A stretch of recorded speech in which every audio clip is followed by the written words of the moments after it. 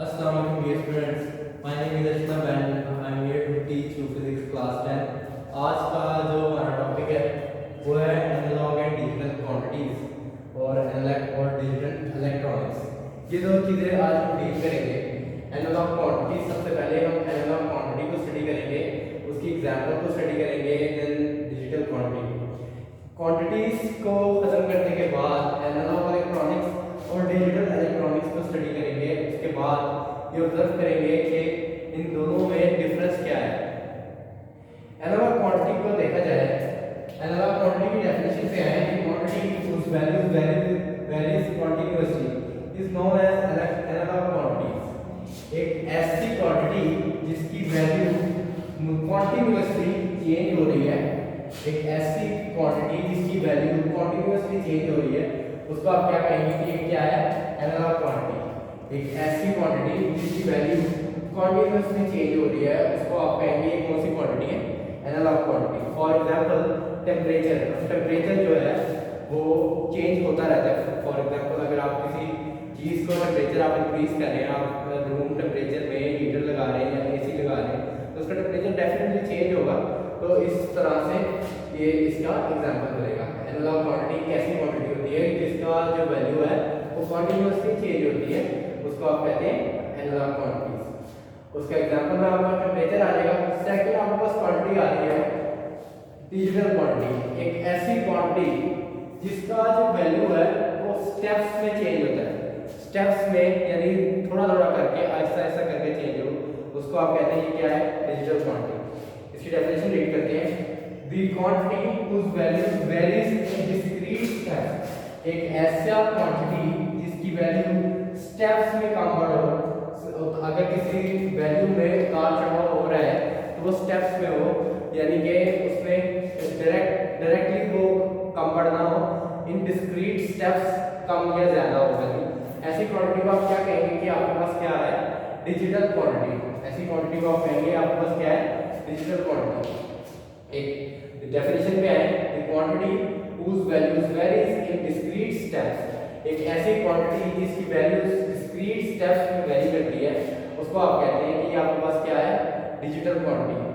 I hope कि इतना clear हो गया होगा।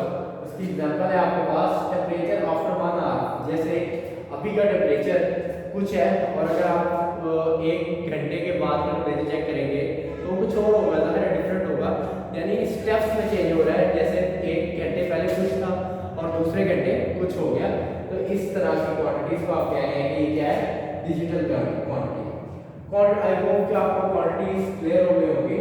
उसके बाद आप स्टडी करते हैं इलेक्ट्रॉनिक्स को, डिजिटल इलेक्ट्रॉनिक्स और एनालॉग इलेक्ट्रॉनिक्स को। अब एनालॉग इलेक्ट्रॉनिक्स क्या होता है? The branch of electronics which deals with analogue quantities, ऐसी ब्रांच ऑफ इलेक्ट्रॉनिक्स जो कि एनालॉग क्वांटिटीज को डील करती है। एक ऐसी ब्रांच ऑफ इलेक्ट्रॉनिक्स जिसमें जो सारा काम हो रहा है वो एनालॉग क्वांटिटीज से हो रहा है। एक ऐसी ब्रांच जिसमें जो इसका जो पर्पस है वो एनालॉग क्वांटिटीज का वर्क करना है, उसको आप क्या कहते हैं कि आपके पास क्या है? Analogue electronics. डेफिनेशन रीड करते हैं the branch of electronics which deals with analogue quantities. अब एनालॉग क्वांटिटीज आपने क्या पढ़ा? क्या होती है कि ऐसी क्वांटिटीज जिसका जो वैल्यू है वो कम ज्यादा होता रहता है, ठीक है, कॉन्टिन्यूअसली कम ज्यादा हो रहा है। अब इसकी एग्जांपल देखिए, एम्पलीफायर है या रेडियो है। रेडियो या एम्पलीफायर दोनों में जो आवाज है वो कम ज्यादा होती रहती है। किस तरह से होती है कि उसका जो सिग्नल कैचर है वो कभी सिग्नल बहुत ज्यादा पकड़ लेता है, बहुत ज्यादा फ्रीक्वेंसी हो जाती है, फिर बहुत कम हो जाती है, जिस वजह से उसकी जो आवाज है वो कॉन्टिन्यूअसली वेरी करती है, ठीक है, जो साउंड है उसकी वेरी करती है। तो आप हम ये कह सकते हैं कि रेडियो और एम्पलीफायर दोनों एक क्या है? एनालॉग क्वांटिटी है। रेडियो और एम्पलीफायर दोनों क्या है? एनालॉग क्वांटिटी है। क्यों कह सकते हैं? क्योंकि एनालॉग इलेक्ट्रॉनिक्स का एग्जांपल है और एनालॉग इलेक्ट्रॉनिक्स में क्या होता है? आप एनालॉग क्वांटिटीज के साथ डील कर रहे होते हैं।